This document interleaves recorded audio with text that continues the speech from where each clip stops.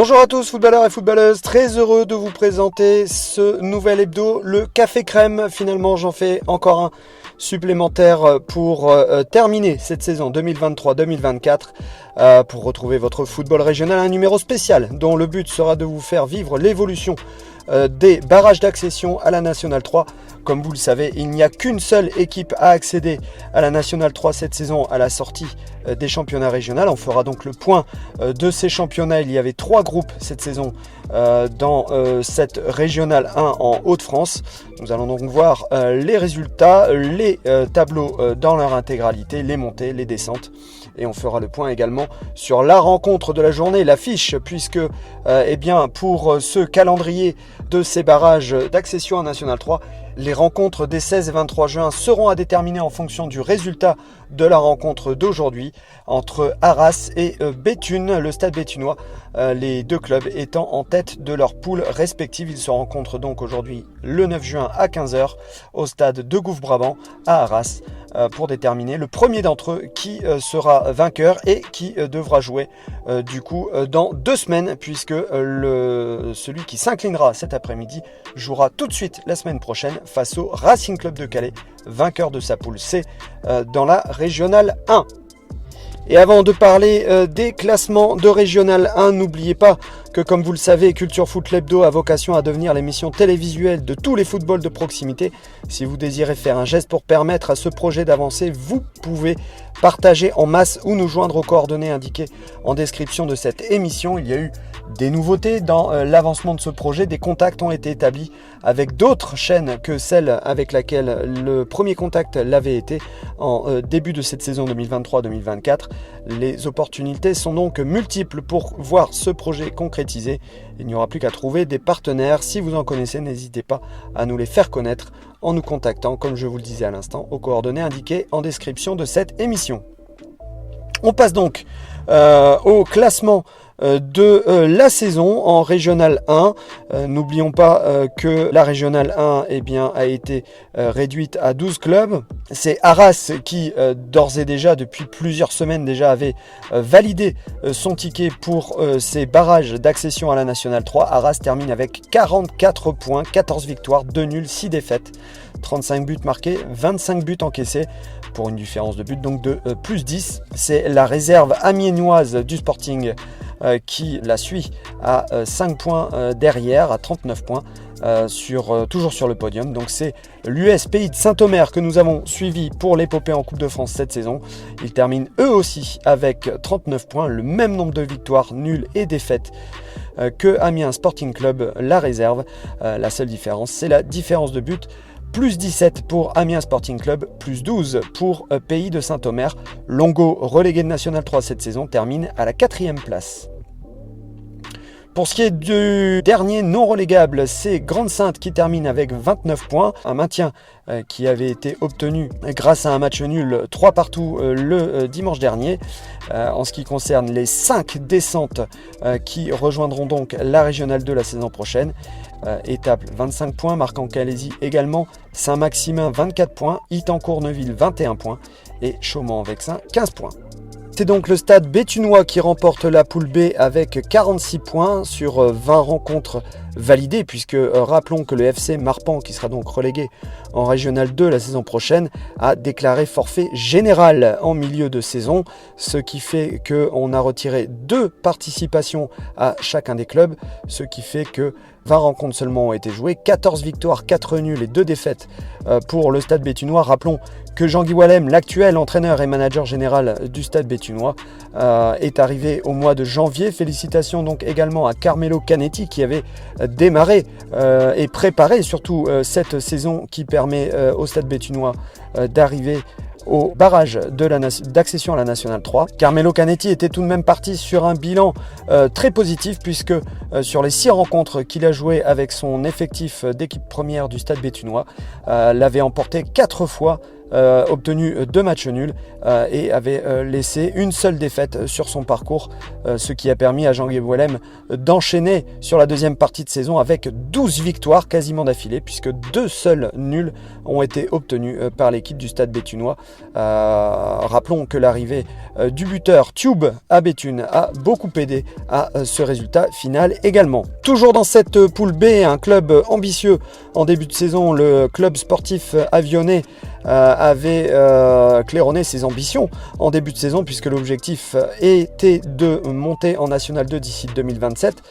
L'objectif est toujours atteignable puisqu'ils peuvent remonter les divisions les unes après les autres à partir de la Régionale 2, puisque c'est cette Régionale 2 à laquelle ils seront confrontés la saison prochaine, malheureusement, après avoir remonté cette saison.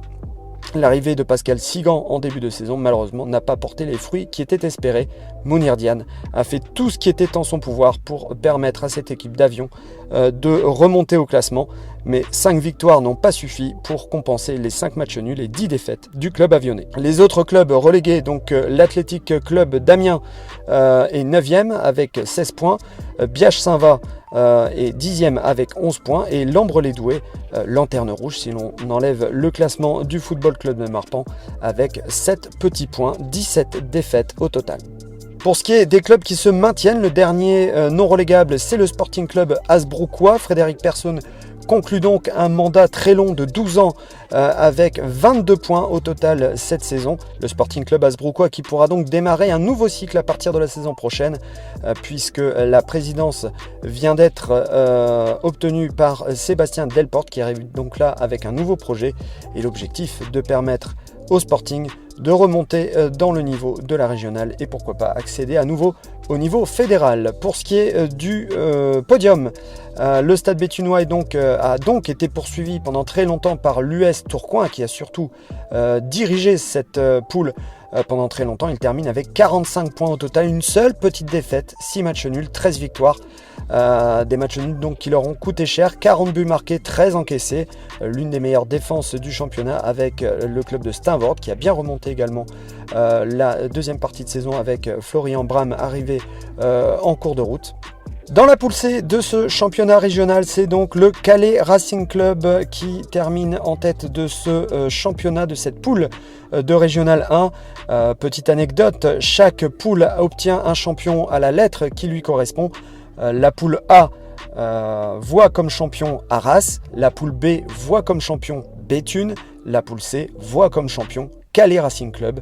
Après que Choisy Aubac soit resté pendant longtemps le leader de cette poule C, le Calais Racing Club qui termine donc cette division avec 42 points sur le terrain, 39 points après le retrait de pénalité opéré par le contrôle de gestion régional. Depuis, le contrôle de gestion de la régionale a fait part de mauvaises nouvelles, encore pour le Calais Racing Club, puisqu'ils ont été déclarés relégués en Régional 2. Ils devront malgré tout jouer le barrage de la montée en National 3.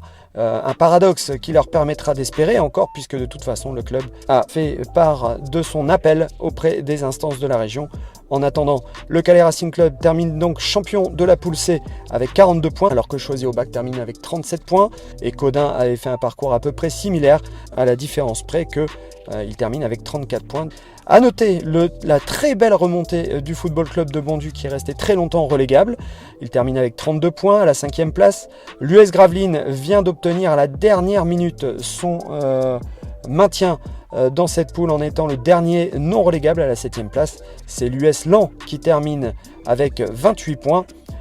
Neulémine 9e avec 27 points. L'Équin, malgré l'arrivée de Grégory Debuchy à la tête de l'équipe première, n'évite pas cette relégation à la 10e place avec 26 points. L'US Provins, malgré son beau parcours en Coupe de France, sera relégué également en R2 avec 23 points. Et enfin, c'est l'USM Senlis qui ferme le banc avec 22 points. C'est l'heure du double contact pour cette seule affiche, évidemment, de ce dimanche 9 juin. À 15h avait donc lieu la rencontre au stade Brabant de Gouve à Arras, entre l'Arras Football Association et le stade béthunois. C'est Arras qui s'impose sur le score de 1-0 grâce à un superbe but dans la lucarne de David Stepp. Jean-Guy Wallem qui nous fait part de ses réactions pour le stade béthunois. Qu'est-ce qui explique cette première défaite depuis votre arrivée à la tête de l'équipe première? Même si ça devait arriver et que ça arrive pas au bon moment. Ouais, voilà, ouais.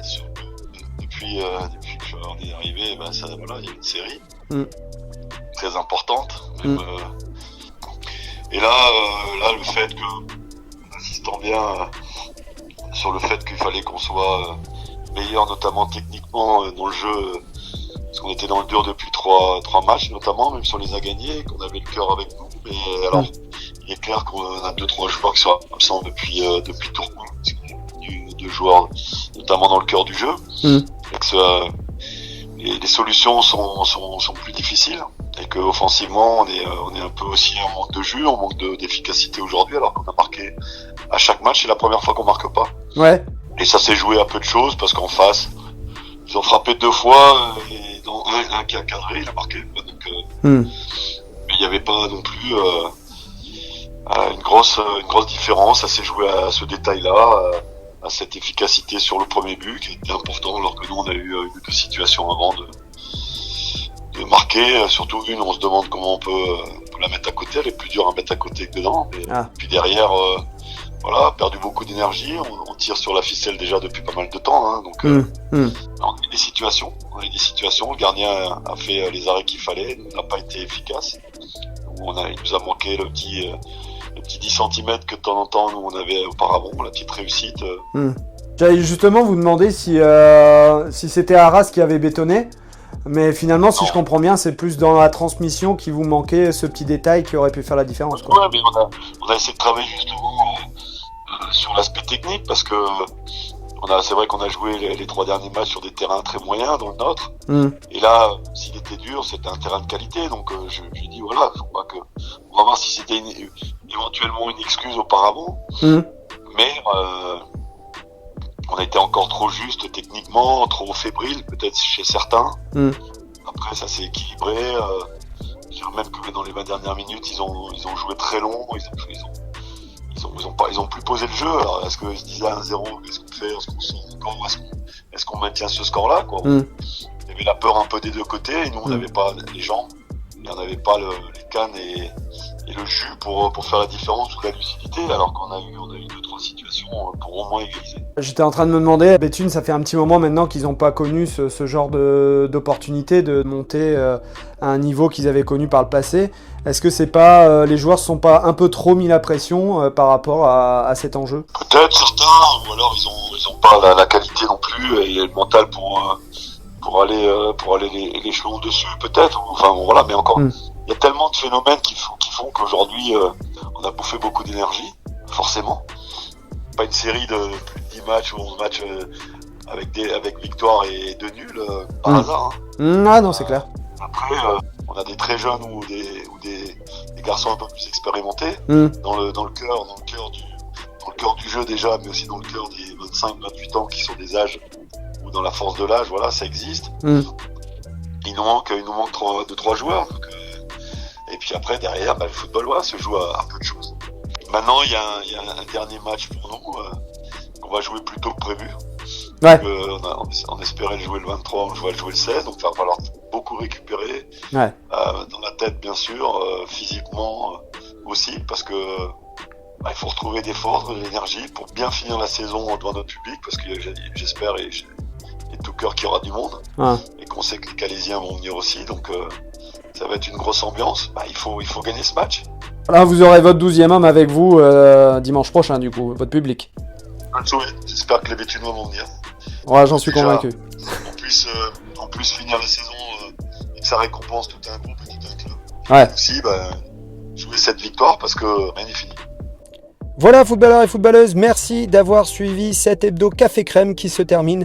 Nous sommes très heureux de l'avoir partagé avec vous. Le prochain épisode se déroulera donc lors du 2e match de barrage de cette régionale 1 pour l'accession à la nationale 3. Je vous rappelle qu'il s'agira donc de Béthune qui recevra donc le Racing Club de Calais au stade Hermand-Desprez. On rappelle qu'il n'y aura qu'une seule place cette saison pour l'accession à nationale 3.